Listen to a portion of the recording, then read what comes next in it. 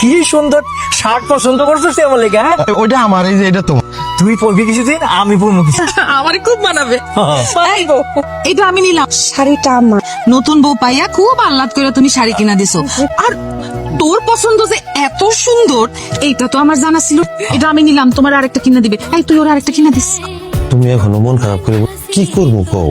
ভাবি শাড়িটা এমন ভাবে নিল, তার কাছ থেকে শাড়িটা আনতে গেলে সে মনে কষ্ট হয়ে গো। ভাবি কষ্ট পাইতো, আর আমি যে অলরেডি কষ্ট পাইছি ওইটা আপনার চোখে লাগতেছেন।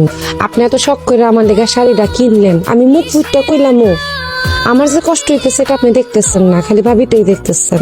আর একটা শাড়ি তো, আমি কিন্তু তাদের জন্য জানও দিতে পারি। আমি নিজে যাই আপনার ভাবিতে শাড়ি চাই দিলাম।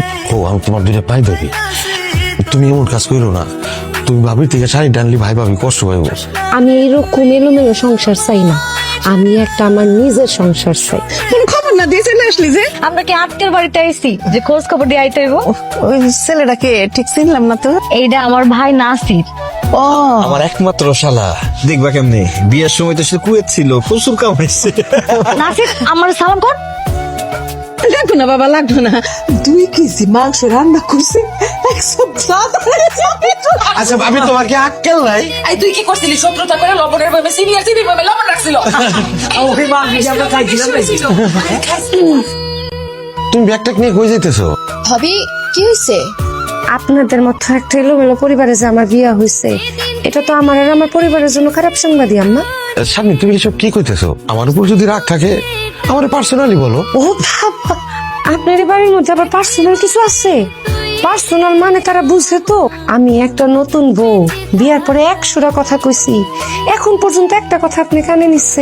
আপনি এই জায়গায় আপনি মন মতো চলতে হইব, দাঁত বাইর করে করে হাসতে হইব, আর এই হাসি সবার পছন্দ, তাই না?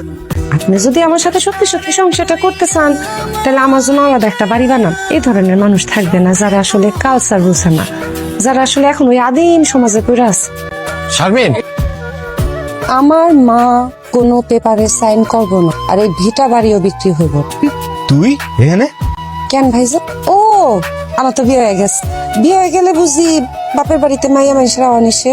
হ্যাঁ, এই ভিটা বাড়ি যদি বেইজা দাও তাহলে আমার মায় থাকবো কই? আম্মা আমাদের সাথে থাকবো। ও ভাবি, তোমার লগে থাকবো? আমার লয়ে যাও তোমার লগে। থাকুক তোমার লগে, তো তোমার লগে থাকার লেগাই ভিটা বাড়ি বেচা লাগবো কেন? মানে কি বেয়াদবি করতেছস কেন? তুই বাইরে থেকে এসে আমাদের কথার মধ্যে ঢুকতেছস কেন? বাইরে হইতেছে তুমি, তোমার বউ, আর লগে যে গাইছে ওইটা। তাছাড়া ভাইজান, তুমি যে যে বাড়ি বেচতে চাইতেছো, কোন আক্কেলে বেচতে চাইতেছো? বাড়ি কি তোমার নামে? হ্যাঁ, এই বাড়িতে কি আমার আর সুমির কোনো হক নেই?